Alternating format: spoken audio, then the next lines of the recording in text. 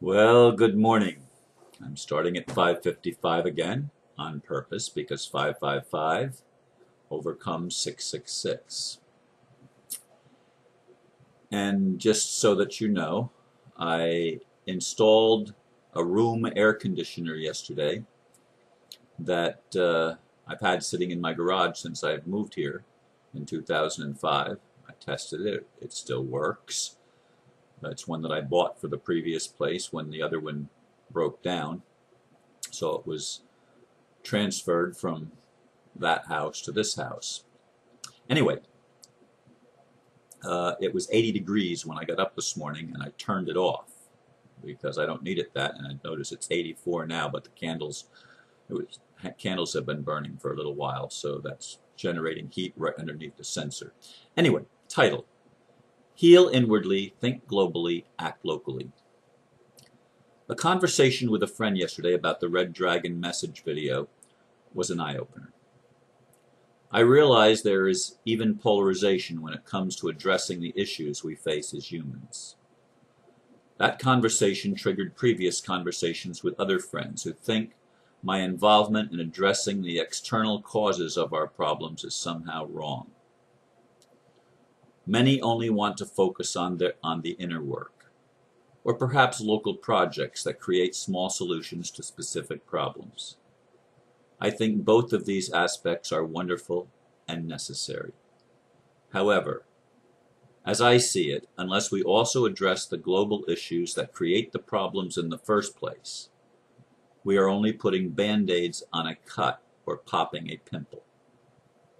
There may be temporary relief, but the systemic issues will continue to infest our life experience on Earth. Whew, yeah. It was an eye-opener, that conversation yesterday. And then in the afternoon, I actually attended a meeting with a small group of people that are trying to create, or creating actually, not trying to create, but creating local gardens where people can grow their own healthy organic food, which of course addresses the issue of the genetically modified foods that the big food industry and the government is trying to push on the world because it suits their Agenda 21 of reducing the world's population by 90% or more. Yes, that's the agenda. It's on the Georgia Guidestones. If you don't believe me, go look it up. Georgia Guidestones. They want to reduce the world's population to 500 million people because that's manageable, so that they have enough slaves to serve the agenda of the elite, and to hell with everybody else. Now we can continue to address the inner healing work with Ho'oponopono and other healing practices, and I think that that's absolutely essential. Do I think it's going to be done on a wide scale? Not unless we fix the systemic problems. What are the systemic problems that we face? I've already named the one, the government pushing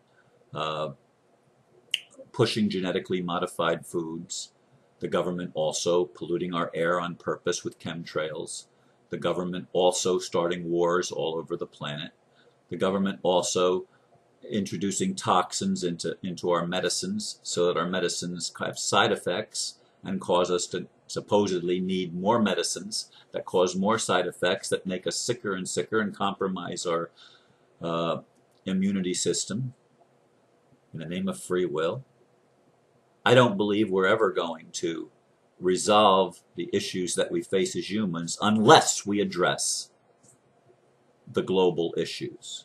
And the global issues relate to mismanagement of the planet. Now, the dragon family has been involved in that all along, and they admit that they've been involved in the governance of the earth, the religions of the earth, the system of the earth for a long time. They admit that. Now, I'm told by the ambassador that the Red Dragon and the Dragon family and the council wants to fix and help the world, and the ones that stand in the way are the cabal, basically the United States and the European Union. The people that run this Bilderberger group, the Council on Foreign Relations, the Trilateral Commission, the meeting every year in what's the name of that grove in California that they always meet? I forgot at the moment, and I'm not even going to try to remember. In any case, Bohemian Grove came to me when I let go of it. These global think tanks have an agenda. And until we address the agenda of governance, until we address the agenda of the corporate structure of our world that allows people to act without accountability, with no responsibility and no liability, we will never resolve the issues. It doesn't matter how many band-aids we put on the local issues, doesn't matter how many gardens we grow, it doesn't matter how much inner work individuals do here and there, the problems will continue, and they will not only continue, they will escalate. Now, the thing was brought out in the meeting that some of the people that were in the meeting had attended the recent anti-Monsanto or Stop Monsanto march that my daughter and two of my grandchildren and my son-in-law attended on Saturday. And of course there were anti-Monsanto rallies going on all over the United States and probably the world. I'm not sure how widespread it was. It was pretty large though. I mean, I know it was going on in a lot of places. And these are all good. And it was said, what you focus on or what you where you put your energy, that expands. Okay? I'm going to say what I've said lots of times. What we ignore also expands. We do need to focus on the problems. We do need to address those issues. We do need, very much, we need to address it on a global level. We need to address the fact that our law system, that our legal system is an injustice system that is actually harvesting the energy and the wealth of the people for no other reason than to enrich the fat cats that sit in the ivory towers and want to rule the world with an iron fist, and want to rule the world with mind control, and want to make the world sick with chemtrails and genetically modified foods and poison medicines and fluoride in our drinking water and all sorts of other things that they do to minimize and reduce the world's population, because to them too large a population becomes too unmanageable, because there's going to be some free thinkers like me and people that think outside the box and people that are willing to address the real issue. We're never going to do the inner work of healing on a massive scale as long as the system of mind control remains intact. That's just the reality of the world that we live in, because most people are not going to wake up until the things that are keeping them prisoners and slaves of a monetary system are addressed and resolved, and the remedies available till the playing field gets leveled. We're never going to find enough band-aids to put on our cuts. We're never going to find a way to eliminate the toxins by popping a pimple here and there. We're going to have to deal with it systemically, and systemically means globally. Systemically means on a cosmic level. We've got to get rid of these freaking fucking archons that are poisoning life, that are anti-life. Do you understand that they're at war against life itself? They're at war against Prime Creator. They're at war against love. They're at war against light. They're at war against life itself, as I said. And we need to address this, and we need to bind them or get them to repent. And I agree with what the Red Dragon is saying. I agree with what the ambassador is saying. We need to address this issue, and it's not an either-or thing. It's not either we do the inner work or we do the outer work. If we don't do them both, whichever one we do will be ineffective. Actually, if I had to make a priority, the priority is the... Oh my God. I'm doing a video. I'm not going to answer the phone, Glenn. 802489492. I'm picking up the phone and trying to, man, I can't believe somebody's calling me at 6 o'clock in the freaking morning. My God. I mean, I don't think to take the phone off the hook when I do it this early. If I do it during business hours, then I take the phone off the hook. Anyway, and I hope to God he doesn't call back, because this person sometimes calls one time after another, and that totally took my train of thought away from me. I apologize for that. Let me take a deep breath and go again. If I had to place a priority on it, we have to fix the global issue. We have to fix the cosmic issue. We have to address the system where it's broken. And it's broken because the whole thing is fraud. The whole thing, the entire monetary system is fraud. The entire corporate structure of our world is fraud. The entire medical profession, in the allopathic medical profession, is fraud. The pharmaceutical industry is fraud. The food industry is fraud. The governance system is the most fraudulent coming out of the financial system, which feeds the fraudulent government. It's all fraud, folks. And if we don't address this stuff, we're not going to have peace on earth. We're not going to be able to have an awakening that will be a renaissance, that will fill the world with glory and fill the world with prosperity and fill the world with peace and fill the world with justice and fill the world with truth and fill the world with people that are finally able to love one another as we were commanded to love. But we cannot love if we keep allowing the control mechanism to create the boxes and the prisons that we voluntarily go in, and we don't even know that we're volunteering to go into them because we're not awake yet. We've got to awake at the global level, and that's my mission. That's my primary mission.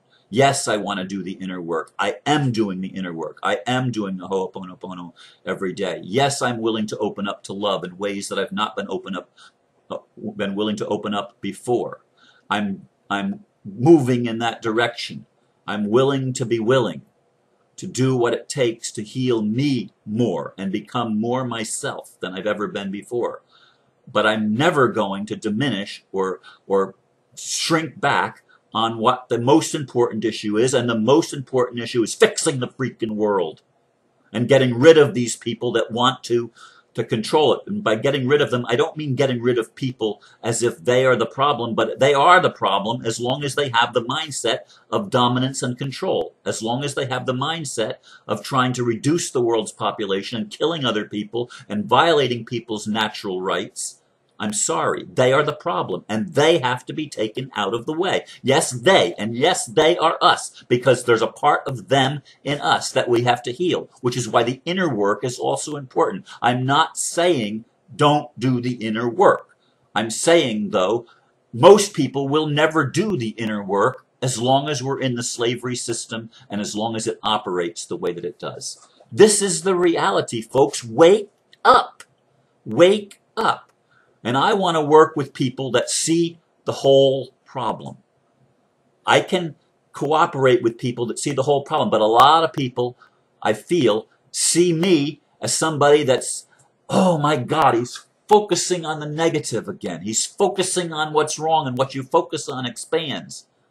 No, what you ignore expands. We can't keep on ignoring what's wrong. We can't keep on ignoring the people that are causing the problems and want to perpetuate the problems and maintain the status quo. We must focus where the problem is, not just treat symptoms. Do you understand? Do you get it? I'm willing to embrace people that are willing to work with me on all of the levels. Not pick and choose which ones, but all of the levels. I want all of my friends, all of my inner circle to work with me. And it's not easy to find people that are willing to do that. It's not easy. And sometimes I'm disillusioned by people that seem to want the same thing that I do, but then it gets revealed that maybe they're not really in resonance as much as I thought they were. And I don't know the answers. I don't know where I'm going to go with anything, but I know I'm not giving up on what I think is the most important thing, which is to fix the freaking world that we live in. And some people say, Ron, it's an inside job. You can only do it by doing the inner work. Okay, let's keep doing the inner work. I agree with that. But I don't agree that we should not put our focus on the issues at hand. We should not turn our head away and put our head in the sand and pretend that there's nothing we can do at this big level, because at the big level is where it has to be done. That's why I'm really hoping and praying that the ambassador and the Red Dragon and the delegates from Swiss Indo and all of the people around the world that are working to bring a better system and put a better system into place and to repurpose the institutions so that they serve the people and not just the established elite. I'm really hoping that more and more people will come on board with this, and that ultimately we will be able to work together in a cooperative venture to create a system that works in the world physically for everybody that's on the planet, so that the planet can blossom, so that the planet can experience an expansion and not a contraction. We've had enough contractions, and we're going through contractions again because that's labor pains. We're birthing a new civilization, and we need a lot of love and a lot of understanding and a willingness to go where we've never gone before. And that's where I'm willing to go, and if I have to, I will go alone. I can only go with people that are in resonance with what I think and what I see needs to be done. That's just simply the way it is. I thank you for listening. Have a beautiful day. Namaste.